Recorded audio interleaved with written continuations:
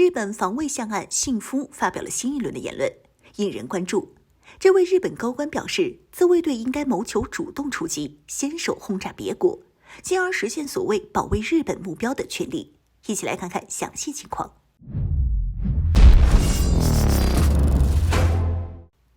Hello， 各位老铁们，大家好，欢迎收看本期密财虎，我是虎妞。日本防卫大臣岸信夫16日在众议院预算委员会上，就政府正在考虑拥有的攻击敌方基地能力的手段做出了回应。他声称，如果不可避免地要阻止他国的导弹袭击，自卫队飞机将进入他国领空，不排除打击敌国军事设施的选择。他解释说，没有其他合适的手段来保护人民，这是满足激活自卫权要求的先决条件，例如行使最低限度的必要武力。日本政府正在考虑拥有远程导弹作为打击对方军事基地的手段，而岸信夫对此的回答是，战机进入对方国家进行导弹以外的攻击，在法律上是可以的，并表示这属于自卫的范畴。除此以外，日本政府将在年底修订外交和国防基本政策、国家安全战略等3个与安全有关的文件。首相岸田文雄表示，他将考虑所有选择。看起来，日本政府现在是彻底的不装了，从原来的自我防卫转变成为了现在的先发制人。实际上就是为自己的侵略行为变相的寻找一个堂而皇之的借口罢了。有专家认为，日本此举值得警惕。近些年来，日本一直在谋求自我松绑，加强自身军事实力，而美国出于遏制中国崛起的考虑，也是对日本进行了一定程度的松绑，并且暗中允许日本拥有300千米以上射程的导弹，和批准向日本出口了100多架 F-35隐身战机。近来在台海问题上，美日也是频频做出挑衅举动。日本官方副首相、副防卫相都宣称要保卫台湾。有观点就认为，这是日本在借用台湾问题拉美国下水和中国对抗，摆明想给美国当打手。日本趁中美对抗之际，好从中渔利。那么，以当前日本空自的实力来说，能否对我们采取先发制人的轰炸手段吗？要虎妞来说，虽然现在不可能，后续等先进战机全部到位了，还是有可能的。按照日本防卫大臣岸信夫的话，日本空自的飞机将飞入他国领空进行军事打击。如果现在日本真的敢这么干，那么解放军就有把握把来袭的日本空自战机全部歼灭。现阶段正是日本空自青黄不接的时期，日本空自拥有的全部家当就是200架 F-15G 重型战机、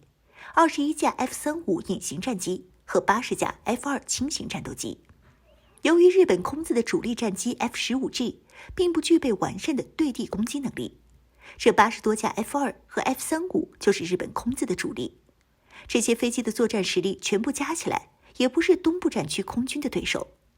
解放军东部战区空军有歼20航空旅不说，还下辖着数支歼16、歼10C 战机航空旅，再配合地面的远程雷达预警系统、反隐身雷达和防空导弹，基本上可以做到全部歼灭来袭日本空自战机的能力。当然，日本空自也不可能这么无脑、猪突猛进的前来送死，除非日本高层反华派脑子真的进水了。因此，专家真正担心的是，等后续日本 F-35战机全部到位后，可能会在解放军解放台湾的时候出手干预，这一点就很要命了。因为现阶段日本从美国买了140多架 F-35战斗机，这140多架 F-35隐形战机是我东部战区空军断然无法全部防御的，毕竟数量在那摆着，战时难免会有漏网之鱼。再者，我东部战区一个歼20空军旅也不过是24架，就算日本只出动100架 F-35战机，对我军也有4:1的数量优势。如果将来趁我海军部署台海之际，日本 F-35集群可以携带数百发 GBU-53B 风暴破坏者精确制导滑翔炸弹前来主动偷袭。这种武器一架 F-35可以携带8发，50架就能携带400发。就算是考虑到携带空弹保留自卫能力，但一波偷袭带个200-300发过来还是问题不大的。凭借 F-35优异的隐身性能，可以潜入到距离中国海军舰队100千米以外的上空投掷，这种智能武器体积小巧，雷达反射截面比一般的导弹要小很多，因此不易被发现，更加难以拦截。如果我舰队遭受这种武器的饱和打击，那么将会遭受严重损失。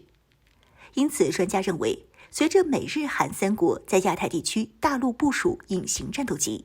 中国也需要保持警惕，部署一定数量的歼20隐形战机，保持战略平衡，更得警惕日本提出的所谓战机先手打击。最后，虎妞给大家总结一下，